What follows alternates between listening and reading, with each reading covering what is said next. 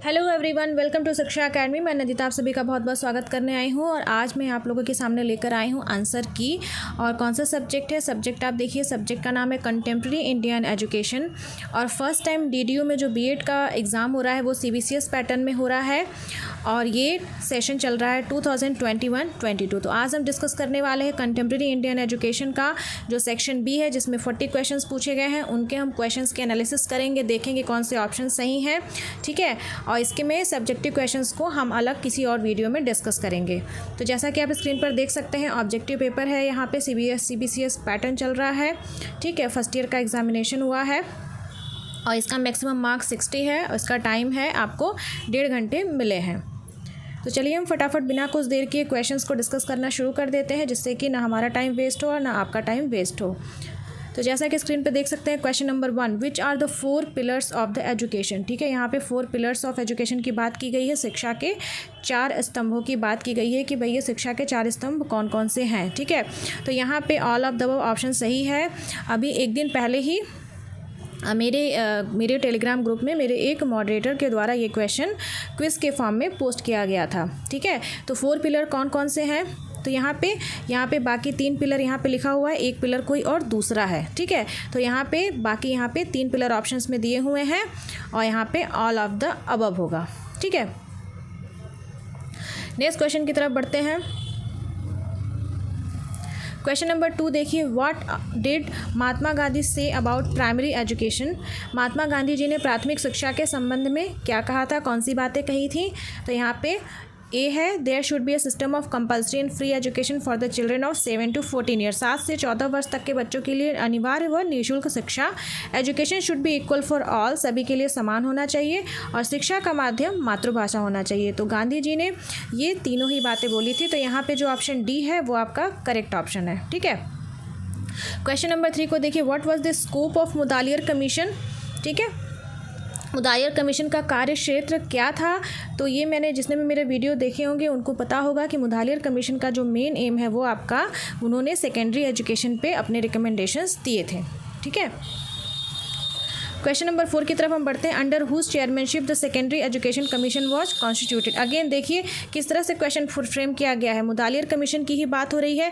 Question number 3 में मैं आपको फिर से रिवाइंड करा देती हूँ। देखिए क्वेश्चन नंबर 3 में 3 और 4 एक दूसरे से ही रिलेटेड है, ठीक है। क्वेश्चन नंबर 3 में पूछा गया है कि मुदालियर कमीशन का कार्य क्षेत्र क्या था, तो आपका हो जाएगा माध्यमिक शिक्षा, ठीक है। अब क्वेश्चन नंबर 4 को ध्यान से देखिए, अगर आप रिलेट करके क्वेश्चन करेंगे तो बहुत ईजिली कर पाएंगे।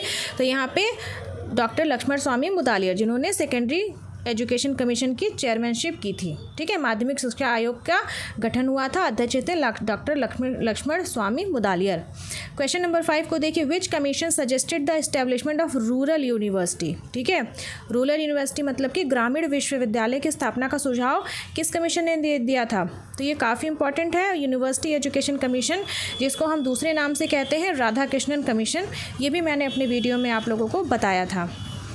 What were the objective of higher education. ठीक है, यहाँ पे हायर एजुकेशन उच्च शिक्षा का उद्देश्य क्या पूछा है, कौन कौन से उद्देश्य हैं? To develop the spirit of national discipline, राष्ट्रीय अनुशासन की भावना विकसित करना उद्देश्य है। टू प्रिपेयर कॉन्शियस सिटीजन, विवेकशील नागरिक तैयार करना, ये भी एक ऑब्जेक्टिव है। टू डेवलप स्पिरिचुअलिटी, आध्यात्मिक विकास करना, ये भी एक ऑब्जेक्टिव है। तो आपके तीनों ही ऑप्शन सही हैं, तो all of the above option आपका सही है। क्वेश्चन नंबर 7 की तरफ बढ़ते हैं। Who formulated the education policy 1854। 1854 की शिक्षा नीति किसने तैयार की? तो यहाँ पर आपका करेक्ट ऑप्शन चार्ल्स वुड होगा, ठीक है। चार्ल्स वुड करेक्ट ऑप्शन होगा। क्वेश्चन नंबर 8 की तरफ बढ़ते हैं। What was the impact of Macaulay and his brochure on Indians. ठीक है, तो देखिए ये क्वेश्चन काफ़ी बहुत अच्छा फ्रेम किया गया है और मुझे लगता है कि काफ़ी लोगों ने ऑप्शन डी लगाया होगा। मैकॉले मिनट में अगर आप ध्यान से पढ़ेंगे तो उसमें इंडियंस के पॉइंट ऑफ व्यू से कुछ भी पॉजिटिव नहीं था, एवरीथिंग वाज निगेटिव, ठीक है। अब यहाँ पे पॉइंट नंबर बी की देखिए, राइज ऑफ सोशल अवेयरनेस, ये मैंने अभी कहीं नहीं पढ़ा है कि मुझे कहीं मिला हो, मैंने ढूंढा इसको नहीं मिला, ये भी नहीं मिला। तो इसका जो सबसे मोस्ट सूटेबल ऑप्शन है कि मैकॉले मिनट का मेन एम ही था entry of western civilisation and culture. वो चाहते थे कि इंडिया में सभी लोग सिर्फ इंग्लिश बोले, इंग्लिश सीखें, ठीक है। उसके बाद मैकॉले मिनट के बाद जब वुड डिस्पैच आया, जैसा कि वुड डिस्पैच को Magna Carta of Indian education बोलते हैं, तो उसके बाद उसमें किया गया कि हाँ, छोटे लेवल पे हम मदर टंग में पढ़ाएंगे और उसके बाद के लेवल पे अंग्रेजी शिक्षा दी जाएगी। बट अगर मैकॉले मिनट की आप बात करते हैं तो उसमें सिर्फ सब कुछ नेगेटिव पॉइंट्स ही थे। तो उस बेसिस पे मैं यहाँ बता रही हूँ कि पॉइंट नंबर ए आपका ऑप्शन सही होगा। ठीक है, क्वेश्चन नंबर 9 को देखिए, what did Macaulay suggest in the 1813 addict. ठीक है, 1813 के आज्ञा पत्र में मैकॉले ने क्या सुझाव दिया था? तो मैकॉले ने यहाँ पे दोनों सुझाव दिए थे। Establishment of educational institution for upper class, उच्च वर्ग के लिए शिक्षा संस्थाओं की स्थापना। To impart knowledge of English language and literature to Indians, भारतीयों को अंग्रेजी शिक्षा और साहित्य का ज्ञान कराना। तो ये दोनों ही ऑप्शन सही हैं। तो यहाँ पे करेक्ट ऑप्शन हो गया option number C. Question number 10 को देखते हैं, where was the national institute of education established for the first time. ठीक है, फर्स्ट टाइम की बात की गई है, तो यहाँ पे आपका ऑप्शन होगा कैलकाटा। ठीक है, 24 जनवरी 1857। क्वेश्चन नंबर 11 की तरफ बढ़ते हैं, the main part of a national educational movement were. ठीक है, तो यहाँ पे सारे ही ऑप्शन सही हैं कि भाई स्वराज की प्राप्ति भी करनी है। ठीक है, हमें स्वदेशी वस्तुओं का भी प्रयोग करेंगे, हमारे राष्ट्रीय शिक्षा की मांग, ये तीनों ही ऑप्शन सही हैं। तो करेक्ट ऑप्शन हो गया आपका option number D. The feature of Wood's manifesto, Wood के घोषणा पत्र, ये बहुत इंपॉर्टेंट है, मैंने आप सभी लोगों को बोला था अच्छे से इसको पढ़िएगा। वुड डिस्पैच की विशेषताएं क्या हैं? तो यहाँ पे दोनों ही ऑप्शन सही हैं। Launch of grant in aid की भी उन्होंने बात की थी। इस्टेब्लिशमेंट ऑफ ऑर्डरली स्कूल, एक सिस्टमैटिक स्कूल सिस्टम की भी इन्होंने बात की है। क्रमबद्ध विद्यालयों की स्थापना की भी बात की है, और सहायता अनुदान प्रणाली, जिसको इंग्लिश में ग्रांट इन एड बोलते हैं, दोनों की बात की। ऑप्शन नंबर सी करेक्ट है, ए और बी दोनों ऑप्शन सही हैं। ठीक है, क्वेश्चन नंबर 13 देखिए, what decision were taken for the spread of mass education in Wood's manifesto. Wood के घोषणा पत्र, ये तो इनको फेवरेट टॉपिक मिल गया है, सारे क्वेश्चन इसी से हैं। वुड के घोषणा पत्र में जन शिक्षा के प्रसार के लिए क्या निर्णय लिए गए थे? ठीक है, तो इसमें सारे ही निर्णय लिए गए थे। The filtration principle should be repealed, जो निष्पंदन का सिद्धांत था, जिसको किसने दिया था? मैकॉले ने दिया था। निष्पंदन का सिद्धांत मैकॉले ने दिया था। डाउनवर्ड फिल्ट्रेशन थियरी की बात की थी। तो वुड डिस्पैच में क्या हुआ? इसको ख़त्म कर दिया गया। तो ये भी ऑप्शन सही है। Education should be made accessible to all, ये भी ऑप्शन सही है, क्योंकि इसीलिए वुड डिस्पैच को Magna Carta of Indian education बोलते हैं। Scholarship should be given to poor students. ठीक है, निर्धन छात्रों को भी छात्रवृत्तियाँ दी जाएंगी। तो ऑप्शन नंबर डी सही है।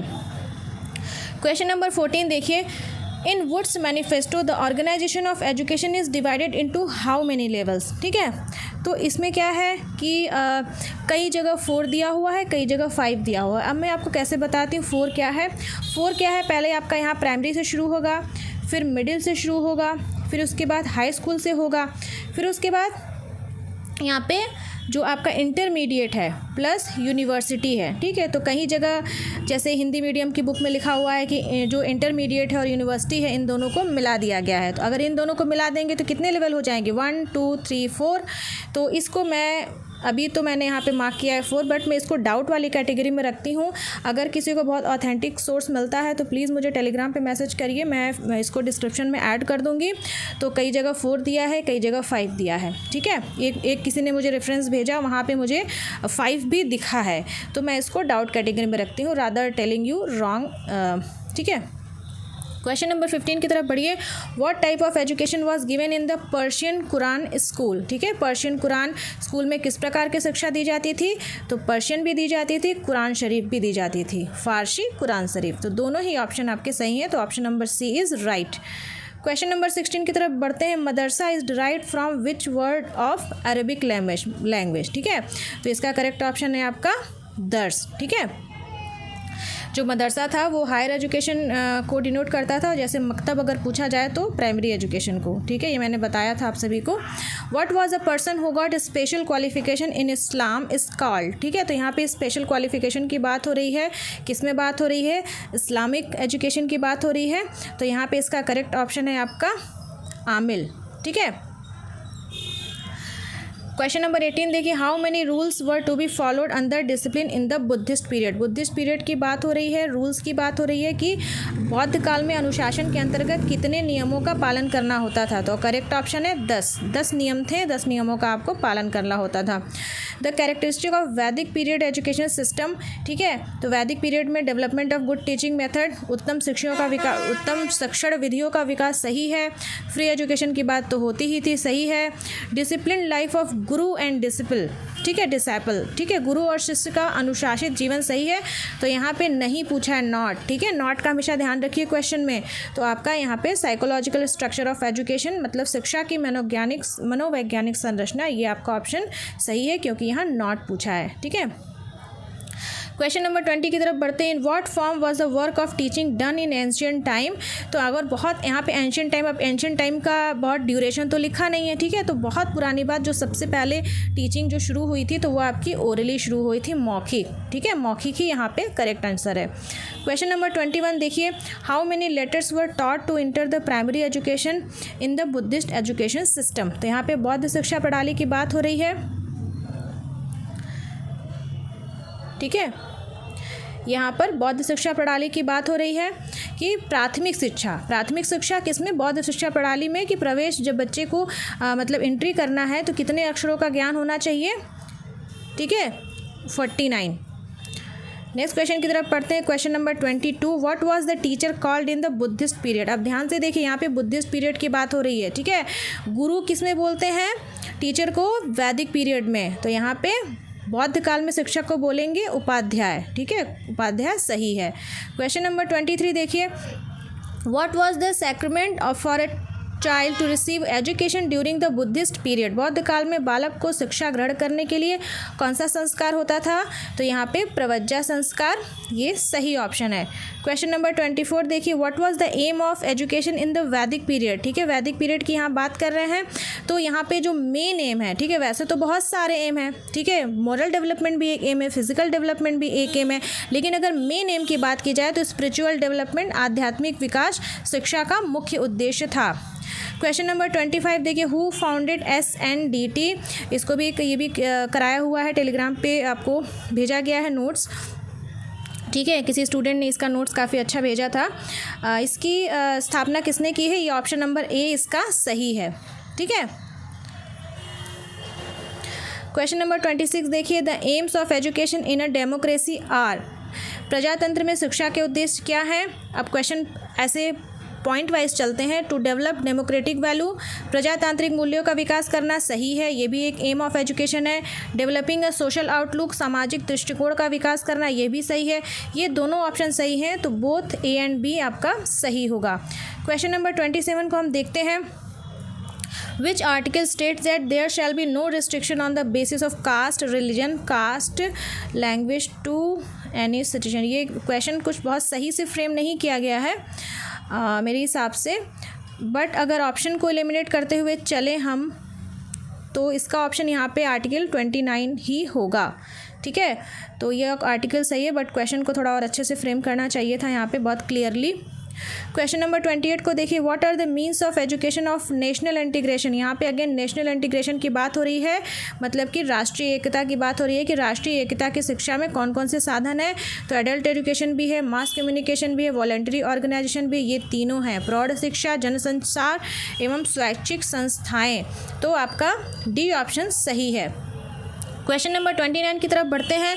Radha Krishnan commission mainly suggested in relation to. देखिए, राधा कृष्णन कमीशन का दूसरा नाम क्या है, यूनिवर्सिटी एजुकेशन कमीशन, और ये आपका हायर एजुकेशन से रिलेटेड है, उच्च शिक्षा, ठीक है। क्वेश्चन नंबर 30 को देखिए, when was the university grant commission. ये तो बिल्कुल भी मतलब इनफैक्ट ये रॉन्ग क्वेश्चन है एक्चुअली। यहाँ पे सही आंसर होगा आपका 1953, ठीक है। 1953 में ये इसका इनाग्रेशन हुआ था, और उसके बाद अगर क्वेश्चन पूछता है कि यूजीसी स्टैट्यूटरी बॉडी कब बनी, तो 1956। तो यहाँ पे कुछ ऑप्शन में है ही नहीं, तो ये एक तरह से मतलब बिल्कुल डाउट वाला क्वेश्चन है, मतलब रॉन्ग क्वेश्चन है, ठीक है। क्वेश्चन नंबर 31 देखिए, in which year the government of India act 1935 implement किया गया, किस साल में? तो इसका करेक्ट ऑप्शन है आपका 1937। भारत सरकार अधिनियम 1935 कब लागू किया गया? 1937 में, 2 साल के बाद इसको इम्प्लीमेंट किया गया। ठीक है। क्वेश्चन नंबर 32 देखिए, ये भी एक डाउट वाला क्वेश्चन है। आई डोंट नो ऐसे क्वेश्चंस क्यों फ्रेम किए गए हैं, बहुत सारे अच्छे अच्छे क्वेश्चंस थे। When was the national policy on education 1986 announce to make primary education classes 1 to 5 universally accessible? ठीक है, ये भी क्वेश्चन डाउट वाली कैटेगरी में है। तो अगर आपको इसका क्वेश्चन का आंसर मिलता है तो विद रेफरेंस प्लीज़ मुझे टेलीग्राम पर भेजें, जिससे कि मैं डिस्क्रिप्शन में, इसी वीडियो के डिस्क्रिप्शन में उसको अपडेट कर दूँगी। क्वेश्चन नंबर 33 देखिए, by what other name is Wardha education conference? ठीक है, वर्धा शिक्षा सम्मेलन का दूसरा नाम क्या है? तो इसका दूसरा नाम है आपका all India national conference on education, अखिल भारतीय राष्ट्रीय शिक्षा सम्मेलन। क्वेश्चन नंबर 34 आप देखिए, how many article are recorded in Wood dispatch? ठीक है, वुड डिस्पैच में और आपका ये मैकॉले मिनट दोनों बहुत इंपॉर्टेंट है। ठीक है, जो भी जूनियर्स फ्यूचर में ये वीडियो देखेंगे प्लीज़ ये दोनों टॉपिक तो बिल्कुल रटना है आपको। रटना क्या है, मतलब कॉन्सेप्ट वाइज भी बिल्कुल आपको याद कर लेना है। तो कितने अनुच्छेद थे यहाँ पे? 100 थे। ठीक है, 100 थे, 100।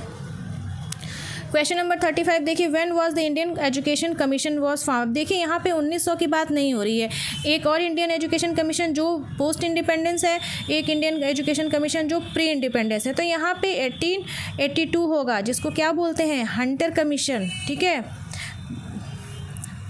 क्वेश्चन नंबर 36 देखिए, what did the Hunter commission suggest about the medium of secondary education? देखिए बहुत सीरीज़ में क्वेश्चन पूछा गया है। ठीक है, 35 हंटर कमीशन, फिर 36 क्वेश्चन हंटर कमीशन से पूछ लिया है कि क्या था। तो यहाँ पे क्या था कि दोनों थे, मदर टंग और इंग्लिश दोनों थी। अगर यहाँ पे पूछता क्वेश्चन आपका प्राइमरी, देखिए यहाँ पूछा है सेकेंडरी एजुकेशन, माध्यमिक शिक्षा, अगर यही पूछ देता कि हंटर कमीशन ने प्राइमरी एजुकेशन, प्राथमिक शिक्षा के लिए कौन सी भाषा, तो आप लिखते सिर्फ देसी। लेकिन यहाँ पे क्या पूछा है? यहाँ पे ये गलत है, ये गलत है, बोथ सही है। सेकेंडरी एजुकेशन में दोनों ही भाषाएँ थी। क्वेश्चन नंबर 36 देखिए, जिसने भी मेरा न्यू एजुकेशन पॉलिसी का कॉन्सेप्ट वाला वीडियो और MCQ वाला देखा होगा उसने तो बिल्कुल गलत नहीं किया होगा। न्यू एजुकेशन पॉलिसी 2020 में पाठ्यक्रम संरचना क्या है? Option B 5+3+3+4। ठीक है। क्वेश्चन नंबर 38 देखिए, विभिन्न उच्च शिक्षण संस्थानों से प्राप्त अंकों या क्रेडिट को डिजिटल रूप से कहाँ सुरक्षित रखा जाएगा? ठीक है, तो यहाँ पे आपका ऑप्शन सही है, एकेडमिक बैंक ऑफ क्रेडिट में। ठीक है, ऑप्शन नंबर सी सही है। क्वेश्चन नंबर 39 देखिए, when was the national committee on education for women constituted? ठीक है, ये भी एकदम से मतलब बहुत डाउट वाली कैटेगरी में है। कई जगहों पे आपको सिर्फ 59 मिलेगा, कई जगहों पे आपको ऐसे लिखा है 1958 to 59। जिससे कोठारी कमीशन अगर आपने पढ़ा होगा तो लिखा होता है ब्रैकेट में 1964 to 66। ठीक है, अब यहाँ पे 1958 to 59 कई जगह लिखा है, कई जगह सिर्फ 1959 लिखा है। तो ये भी एक डाउट वाली कैटेगरी में है, क्योंकि कई बुक्स में कुछ लिखा है, NCERT की बुक में कुछ और लिखा है। तो इसलिए आई डोंट नो क्वेश्चन इस तरह से क्यों फ्रेम किया गया, तो इसको डाउट वाली कैटेगरी में रखते हैं। ठीक है। क्वेश्चन नंबर 40 देखिए, what was the main suggestion of Hansa Mehta committee? तो देखिए यहाँ पे बहुत ध्यान से अगर क्वेश्चन को आप पढ़ेंगे, ठीक है, तो आपको क्वेश्चन में ही इसका आंसर छुपा हुआ है। कैसे बताती हूँ, देखिए जब यहाँ पे बात कर रहा है पॉइंट नंबर ए में education of man and women should be equal, स्त्री पुरुष की शिक्षा समान हो, और पॉइंट नंबर 2 में बात हो रहा है कि there should be different courses of man and women. तो ये दोनों एक दूसरे को कंट्राडिक्ट कर रहे हैं। ठीक है, दोनों चीज़ें एक साथ कैसे पॉसिबल हैं? तो यहाँ पे आपका जो क्वेश्चन नंबर 40 है, हंसा मेहता कमेटी का प्रमुख सुझाव क्या है? ठीक है, तो यहाँ पे सही ऑप्शन है ऑप्शन नंबर ए। ठीक है,